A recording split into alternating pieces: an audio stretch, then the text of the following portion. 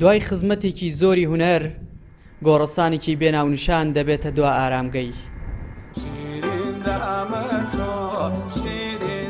عەتا چاوشین شاعیر و ئاوازدانەر و گۆرانیبێژی میلی دوای 9 ڕۆژ لە توشبوونی بە ڤایرۆسی کۆرۆنا بێ ئەوەی پێشووتر هیچ نەخۆشیێکی هەبوو بێ ژیانی بەجێهێشت.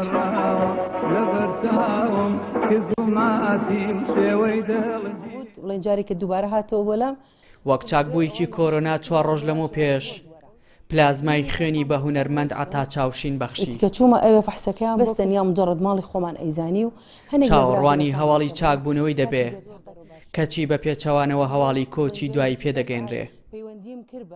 ئەنی بەڕاستی لە بەیانیەوە دڵم سست بووە، هەست بە ئازارێکی زۆر ناخۆشەکەم زۆر بێتاقەت بووم پێی نەمتوانی و یعنی نەبڕۆمە دەرەوە نەبێم و یعنی هیچم پێ نەکراوە.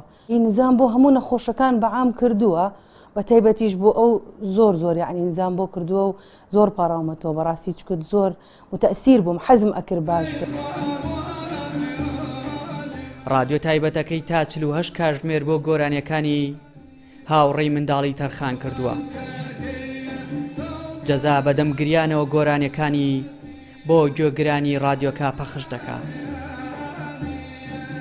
بۆ ماوەی 48 کاتژمێر سەرجەم بەرنامەکانم تەرخان کرد بۆ بەرهەمەکانی عەتا چاوشین بۆ ڕێزگرتن لە گیانی عەتا چاوشین و هەروەها بۆ پەخشکردنی ڕێنمایی تەندروستیەکان بۆی خەڵک خۆی بپارێزێ بۆی بەرگەی کۆستی تری لەو شێوەیە نادێت. ئەی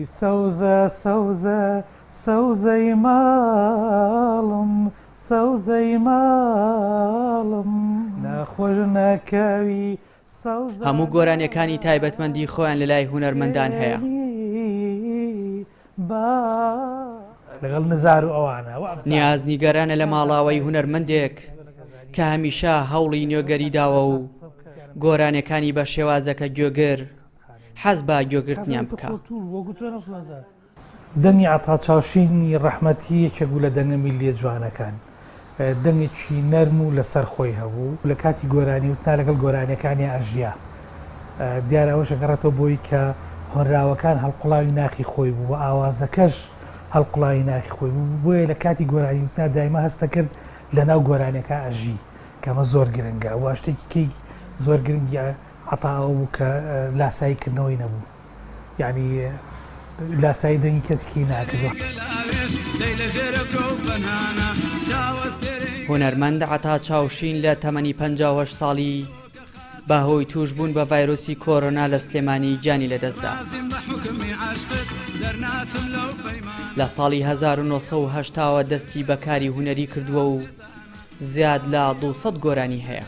دیارترین گۆرانیەکانیشی کە گوێگریکی زۆریان هەیە هەرێک لە گۆرانیەکانی سەوزە و هەی غەریب مەڕۆ و شیرین لامەچۆ و نەرمین هۆنەرمینە.